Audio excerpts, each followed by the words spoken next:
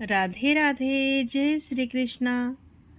आज की कथा है जब सुदर्शन चक्र के भय से भागे महर्षि दुर्वासा। अम्बऋषि बड़े धर्मात्मा राजा थे। उनके राज्य में बड़ी सुख शांति थी। धन वैभव, राज्य, सुख, अधिकार, लोभ लालच से दूर निश्चिंत होकर वो अपना अधिकतर समय ईश्वर की भक्ति में लगाते थे।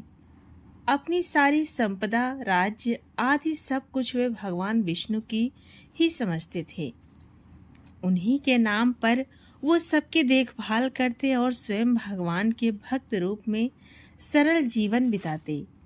दान पुण्य परोपकार करते हुए उन्हें ऐसा लगता जैसे सब वो कार्य भगवान उनके हाथों से संपन्न करवा रहे हैं।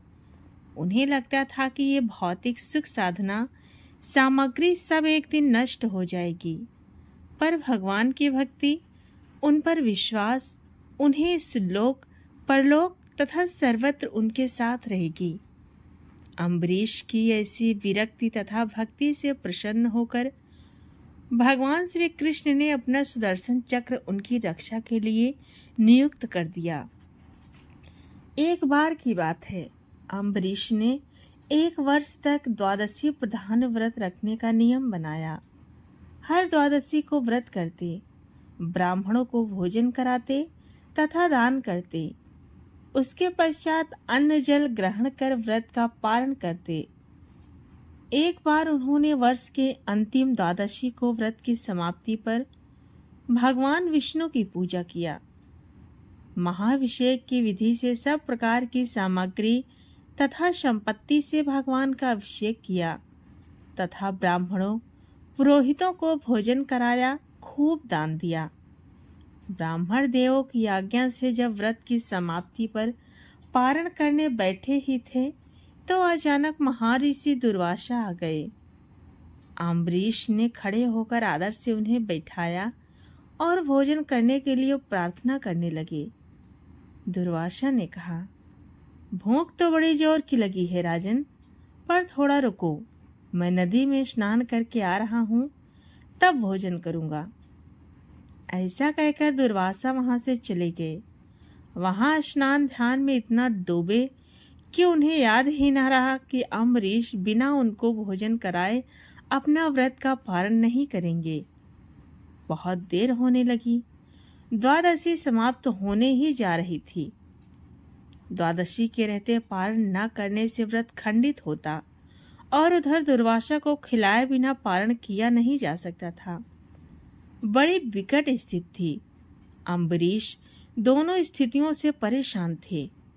अंत में ब्राह्मणों ने परामर्श दिया कि द्वादशी समाप्त होने में थोड़ा ही समय शेष है। पारण द्वादशी तिथि के अंदर ही होना चाहिए। दुर्वासा अभी नहीं आए, इसीलिए राजन, आप केवल जल पीकर पारण कर लीजिए। जल पीने से भोजन कर लेने का कोई दोष नहीं लगता और द्वादशी समाप्त न होने से व्रत खंडित भी नहीं होगा। शास्त्रों के विधान के अनुसार ब्राह्मणों की आज्ञा से उन्होंने व्रत का पारण कर लिया।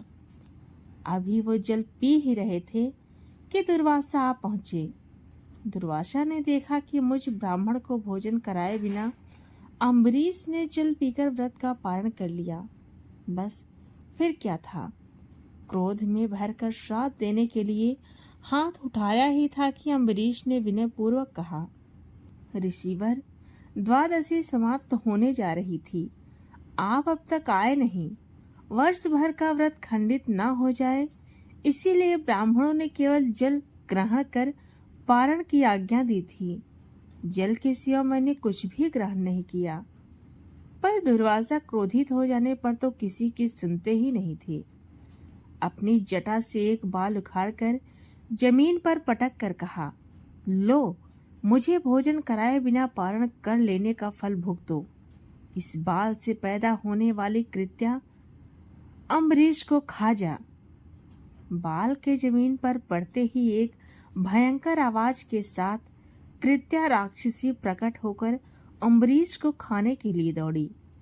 भक्त पर निरपराध कष्ट आया देख उनकी रक्षा के लिए नियुक्त सुदर्शन चक्र सक्रिय हो उठा। चमक कर चक्राकार घूमते हुए कृत्या राक्षसी को मारा, फिर दुर्वासा की ओर बढ़ा। भगवान के सुदर्शन चक्र को अपनी ओर आते देख दुर्वासा घबरा कर भागी, पर चक्र उनके पीछे लग गया। कहाँ साथ देकर अम्बरीश को मारने चले थे, कहाँ उनकी अपनी जान पर आ पड़ी। चक्र से बचने के लिए वह भागने लगे। जहाँ कहीं भी छिपने का प्रयास करते, वही चक्र उनका पीछा करता।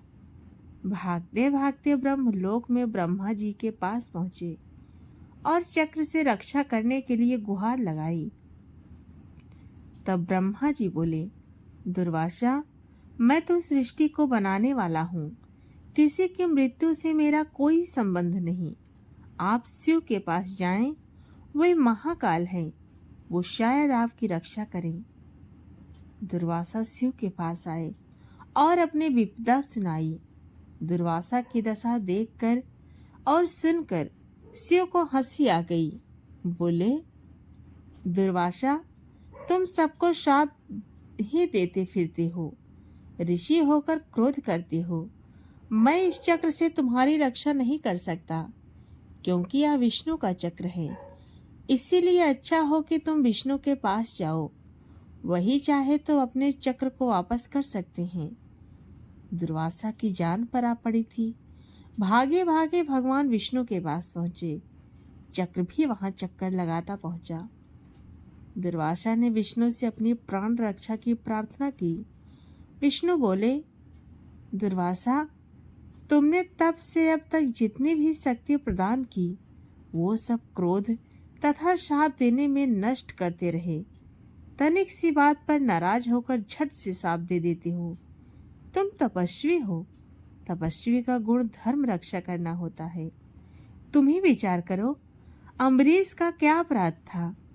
मैं तो अपने भक्तों के हृदय में रहता हूँ। अम्बरीश के प्राण पर संकट आया तो मेरे चक्र ने उनकी रक्षा की। अब ये चक्र तो मेरे हाथ से निकल चुका है, इसीलिए जिसकी रक्षा के लिए ये तुम्हारे पीछे घूम रहा है, अब उसी के शरण में जाओ। केवल अम्बरीश ही इसे रोक सकते हैं। दुर्वासा भागते भागते थक गए। भगवान विष्णु ने दुर्वासा को स्वयं नहीं बचाया, बल्कि उपाय बताया। दुर्वासा उल्टे पांव फिर भागे और आए अम्बरीश के पास। अम्बरीश अभी भी बिना अन्न ग्रहण किए उनकी प्रतीक्षा कर रहे थे। दुर्वासा को देखते ही उनको प्रणाम कर बोले, मुनिदेव, मैं तब से आपकी प्रतीक्षा में बिना अन्न ग्रहण किए केवल वही जल पिया है। आप कहाँ चले गए थे? दुर्वासा ने चक्र की ओर इशारा करके कहा, अम्बरीश, पहले इससे मेरी जान बचाओ, ये मेरे पीछे पड़ा है।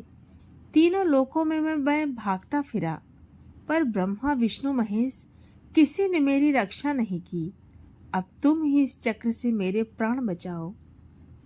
अम्बरीश हाथ जोड़कर बोले, मुनिवर, आप अपना क्रोध शांत करें और मुझे क्षमा करें। भगवान विष्णु का ये चक्र भी आपको क्षमा करेगा।